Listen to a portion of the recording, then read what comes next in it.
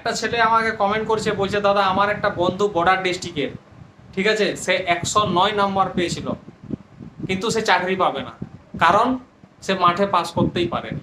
তো আমি তো এটাই তোমাদেরকে বোঝাই ভাই। অনেকে আমাকে কমেন্ট করে, দাদা আমার 80 নাম্বার আছে, আমার 70 নাম্বার আছে, আমি কি চাকরি পাবো? তোমার 80 নাম্বারের সাথে তো চাকরির সম্পর্ক নেই এখন। তোমাকে এখন ইভেন্টগুলো পাস করতে হবে, ফিজিক্যাল আছে, মেডিকেল আছে। ওই যে ছেলেটা 109 নাম্বার পেয়েছিল, সে তো মনে হয় পুরো গ্রামে একদম পুরো ঢাক পিটিয়ে বলেছিল যে আমার চাকরি হয়ে গেছে, কারণ সে 109 নাম্বার পেয়েছে। কিন্তু সে যখন রানিং করতে পারলো না, মাঠে ফেল হয়ে গেল, এখন ওর 109 নাম্বারটা কি রইলো? জিরো হয়ে গেল, ওটা কোনো কাজেই লাগলো না।